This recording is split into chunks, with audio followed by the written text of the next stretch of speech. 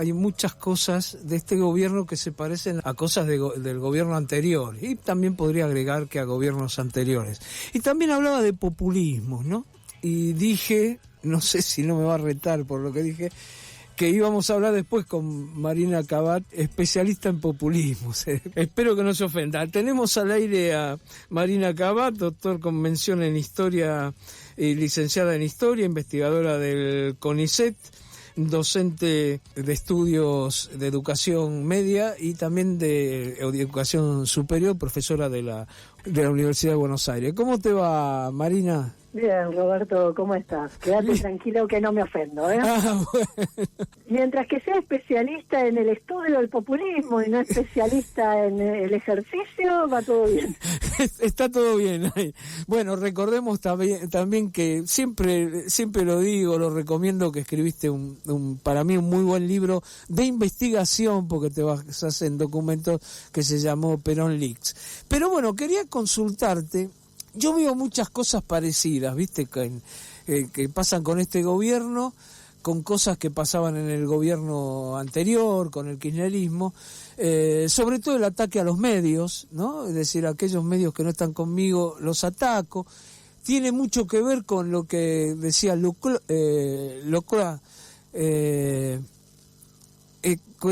que hay que buscar un enemigo, el populismo es buscar un enemigo y ir contra él. Laclau era el que hablaba de populismo. Y Milei hace lo mismo, ataca a los medios, busca un enemigo. Bueno, yo quería consultarte a vos, ¿cómo caracterizamos al gobierno de Milei hoy después de 1 año y 8 meses? Bueno, es un gobierno que económicamente no tiene un rumbo claro, porque se ha fijado un objetivo e intenta defenderlo a toda costa, pese a que no le está saliendo bien. O sea, el corazón de Milei era prometer un resultado económico que no está, uno puede decir, bajo la inflación, bajó, pero estamos con tasas del 50, del 70% de interés que se están pagando, el dólar contenido antes de las elecciones por todos los mecanismos espurios habidos y por haber, que no pueden sostenerse eternamente y que van a estallar después de las elecciones, quizás, si no obtiene un gran ingreso de dólares, sea de la minería, el petróleo, agro, alguna de esas fuentes, no sé, precios que se disparen y una gran entrada de dólares, va a ser un problema serio. Y en función de eso, al mismo tiempo, habla de está perdiendo un montón de plata en sostener esas tasas de intereses, en sostener ese valor del dólar, que implica lo que vos decías para la clase media de algún viaje acá o allá, pero que son recursos que se van del país en algo que no es inversión, no es nada, ni siquiera un nivel de vida más elevado para el conjunto de la población. Claro, porque entonces, encima hay una cantidad de dinero que se está pagando de más con estas sobretasas a los bancos, ¿no? Que le prestan el dinero para después poder hacer los pagos que hay, nacionales e internacionales, ¿no? Exacto, sostener estas tasas y este valor del dólar no es gratis y se está yendo un montón de plata ahí. Claro, es una contradicción. La discapacidad, y por otro lado la tirás en esto. Claro, es una contradicción con lo del déficit, porque crece el déficit, pero no porque se le aumenta a los jubilados, no por la ley de discapacidad o por lo que fuera, sino que crece porque se está pagando tasas ridículas, digamos. Exacto, y la gente se empieza a cansar, porque uno decía, bueno, al principio se le soportó mucho a Milei, realmente se le soportó mucho, porque en otro momento alguien que venía con el plan de Milei volaba a los por 3 los meses, aires sí, mucho más rápido, pero al principio se le soportó mucho por el cansancio que la gente tenía del kirchnerismo. Entonces, bueno, está bien que arregle las cosas y que no vuelva el kirchnerismo. Claro. En función de eso se les soportaba un montón de cosas. por eso Milei necesita sostener la amenaza kirchnerista. Pensá que gran parte del eje de la campaña de Milei son estos carteles que andan poniendo por el conurbano: kirchnerismo nunca más. Claro.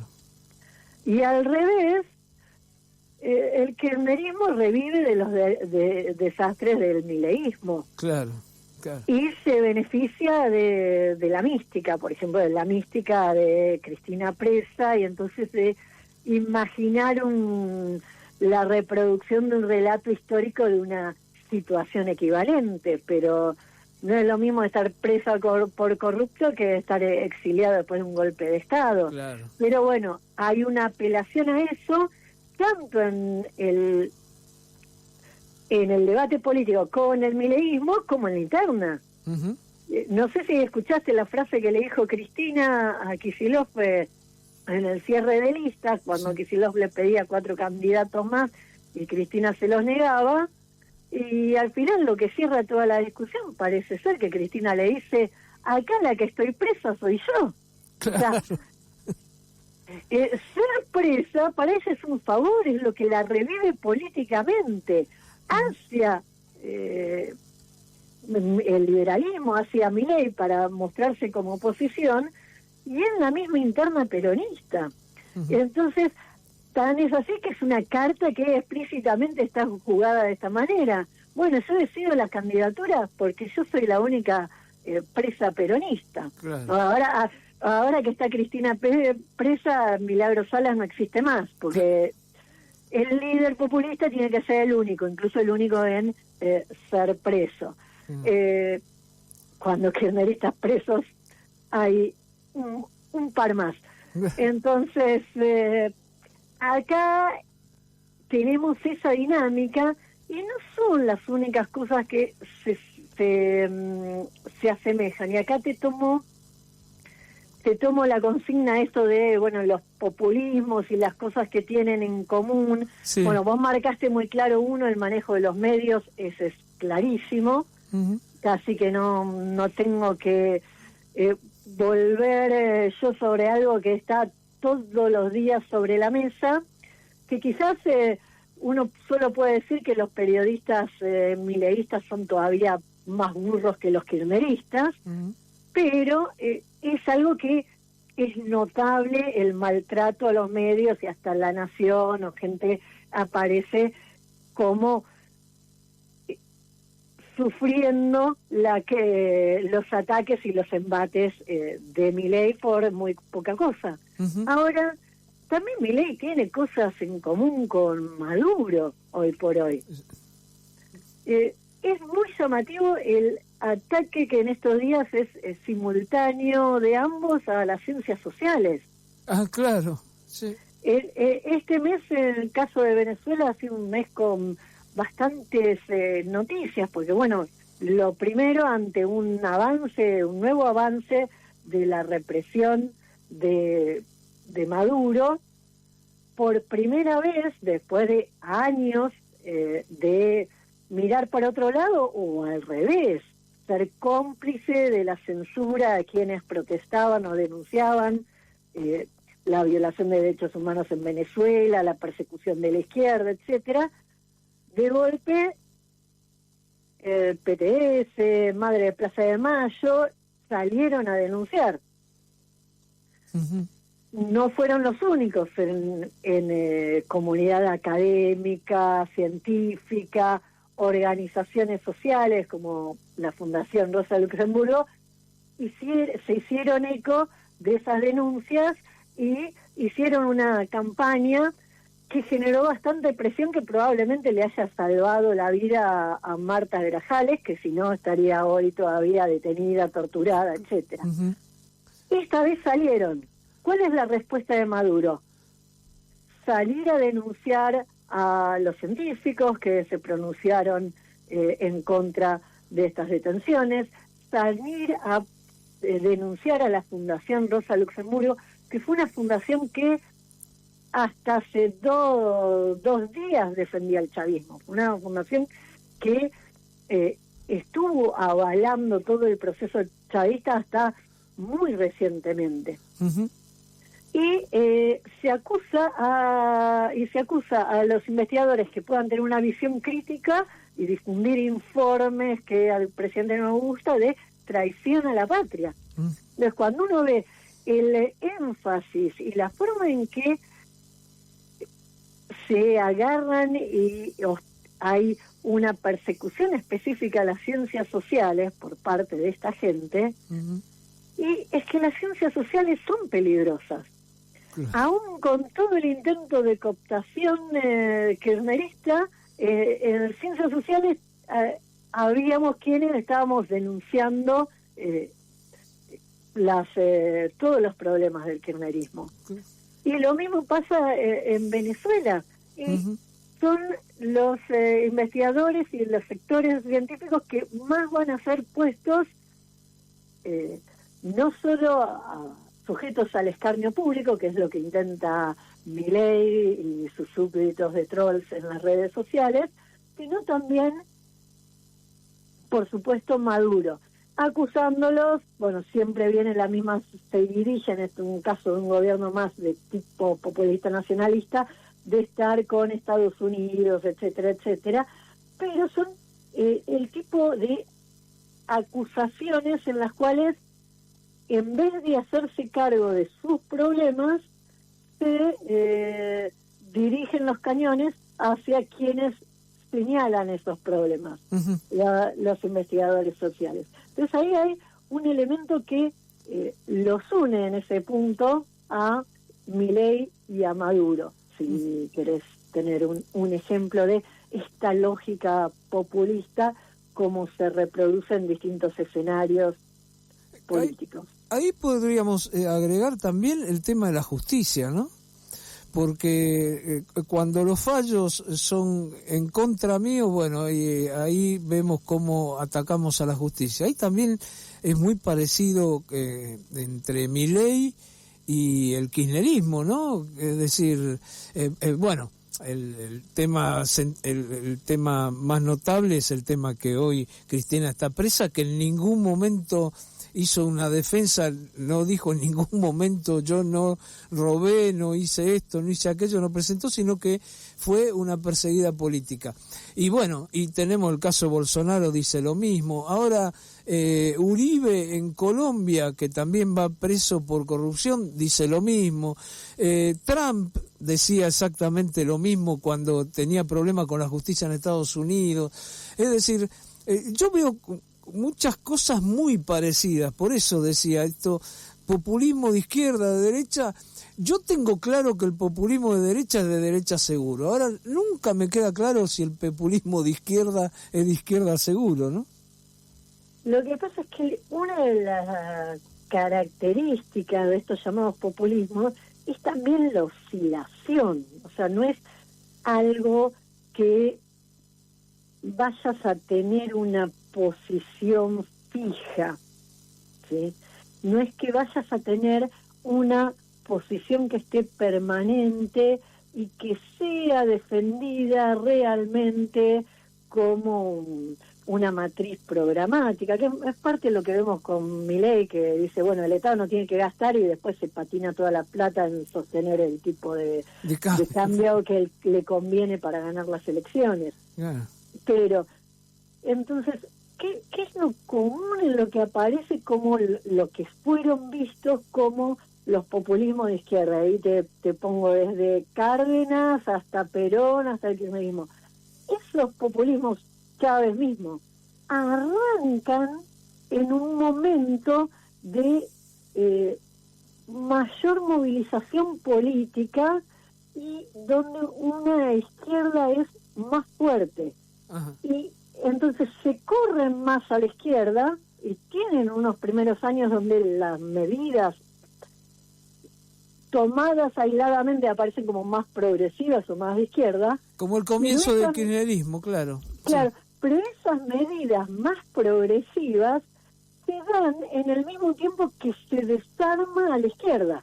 Uh-huh. Y una vez que logran desarmar a la izquierda y la situación esa más convulsionada en la cual habían subido, giran a la derecha. Pasa con Cárdenas, pasa con Perón, pasa con kirchnerismo.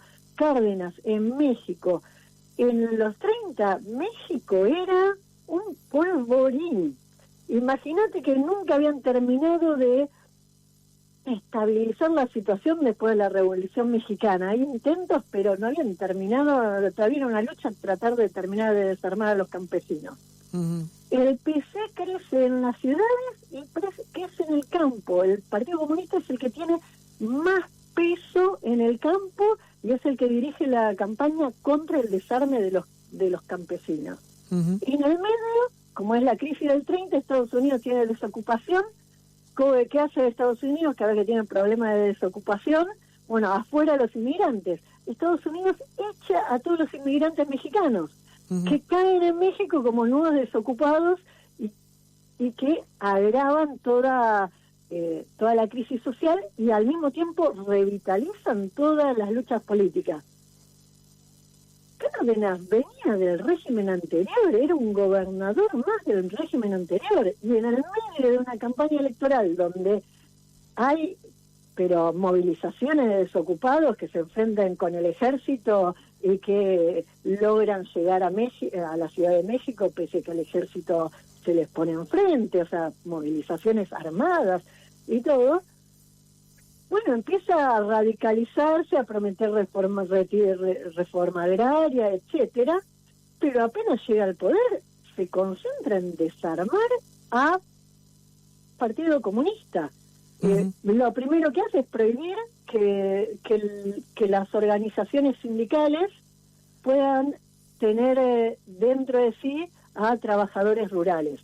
Ahí rompe el peso y la hegemonía que tenía el PC en el agro y en la ciudad. Hasta ese momento, como la CGT mexicana,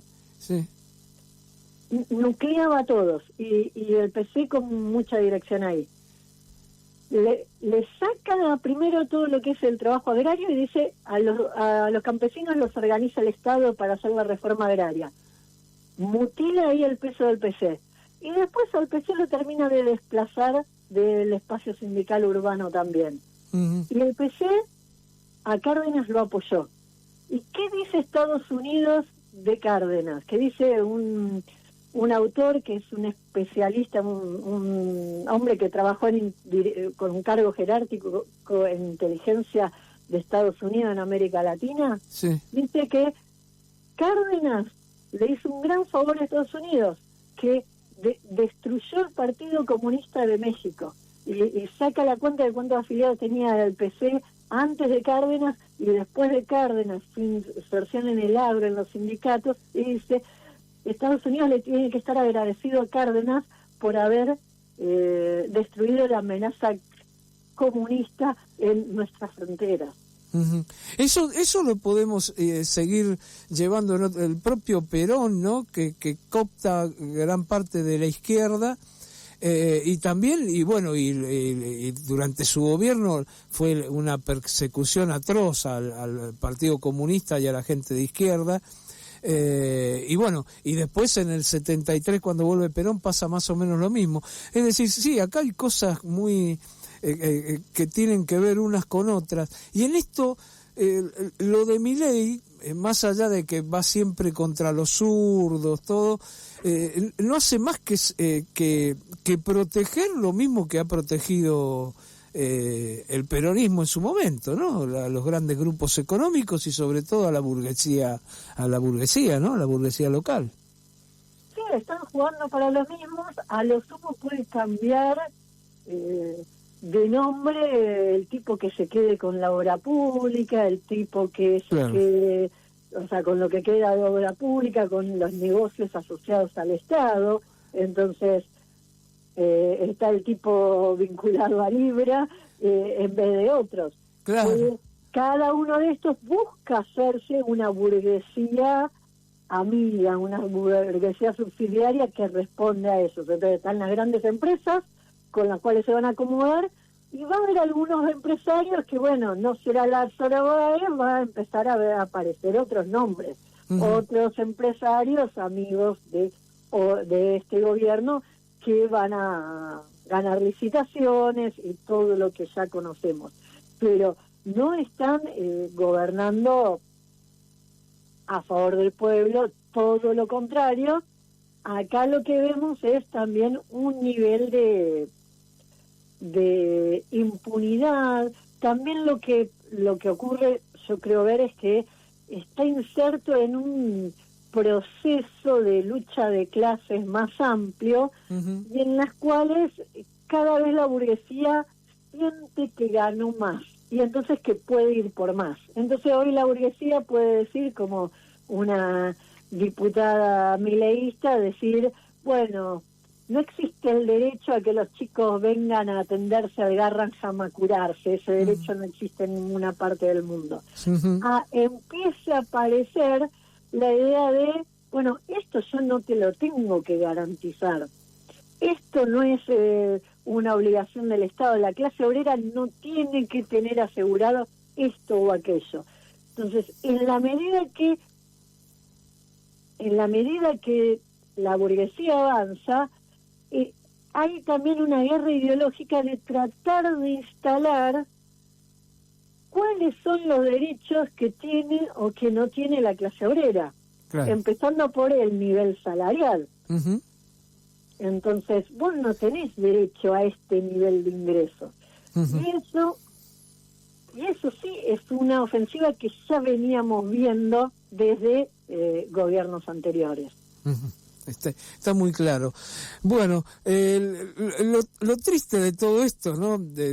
Es que yo hoy veía las listas de la gente que se presenta, de todas las candidaturas, todas, y es muy difícil que encontrar a alguien que realmente quiera estar por fuera de la grieta. Yo creo que la grieta está muy clara, es pueblo antipueblo, ¿no? Y en el antipueblo están los populismos que se te ocurran, pero es muy difícil y en las últimas elecciones cada vez la gente participa menos, bueno, uno dice, bueno, ¿cuál será la salida, no? Porque no se la ve, ¿no? No se la ve por lo menos en mi vida, en lo que me queda biológicamente, yo no veo absolutamente nada. No, bueno, esperemos que la solución venga más pronto de lo que vos pensás, o que vivas mucho, pero bueno, gracias. No hay que perder la esperanza. La salida hay que construirla todavía, eso es claro. Acá no hay una salida, no hay nada por fuera de la grieta, porque a los dos partidos centrales les conviene la grieta, claro. Los dos ganan con la grieta, y con la grieta tratan de evitar la emergencia de alguna salida alternativa a ellos. Y ese es un poco lo que tenemos que tratar de romper. Y sí, en las listas no se ve nada nuevo. Lo que ahora sale el kirchnerismo a decir es que, bueno, que privilegiaron en las listas poner candidatos obreros, sindicalistas. Pero son sindicalistas, son empresarios. Claro. Entonces, esa burocracia sindical, que son empresarios ya, no es que es una burocracia sindical y nada más, son sindicalistas que se apoltronaron, son sindicalistas que dirigen empresas. Entonces, para mí no estás poniendo un obrero, estás poniendo un empresario ahí. Claro. Y entonces no me venden nada más que hay una vuelta del peronismo a la fuente porque hay 4 candidatos sindicalistas en la lista. Así que... Bueno, Marina, la verdad que como siempre muy bueno lo que hemos charlado, y por lo menos podemos aportar algo a toda esta confusión que nos ha llevado a como estamos ahora, ¿no? Si es evidente que vos fíjate, hace 3 años estábamos diciendo estamos con el peor gobierno de la historia, y estábamos con el peor gobierno de la historia, y ahora estamos con el peor gobierno de la historia. Y sí, es que uno ya le tiene miedo al próximo peor gobierno de la historia. ¿Cuál será el próximo? Claro, y aparte cuando uno ve que la posibilidad es volver a lo que había con Alberto Fernández, porque van funcionarios de él, gente, yo y lo decía al comienzo, gente como Itaí Hackman que defendió la baja de jubilaciones en la Cámara de Diputados, bueno, ni que hablar, corrupción la que se te ocurra. Entonces uno dice, bueno, Eso también creo que está generando en un amplio sector de la sociedad esta desmovilización, ¿no? Sí, esa desmovilización que en parte es a lo que apuesta el gobierno, pues dice, bueno, ya que no van bien las cosas, si van pocos a votar, quizás las cuentas me dan. Claro. Pero bueno, eso puede terminar en un que se vayan todos, puede terminar de muchas maneras. Yo te agradezco como siempre el espacio para discutir estos problemas, para tratar de poner un poco de orden, otra mirada sobre este caos en el cual vivimos, y que eso siempre tiene que ser las bases de construir otra salida, que de a poco yo creo que vamos a poder buscar en la medida que salgamos de la grieta de esta dinámica de populismos y de la sucesión de los gobiernos, del peor gobierno de la historia. Está muy claro. Te agradezco mucho. Un beso grande, Marina. Un abrazo, Roberto. Hasta luego. Muchas gracias.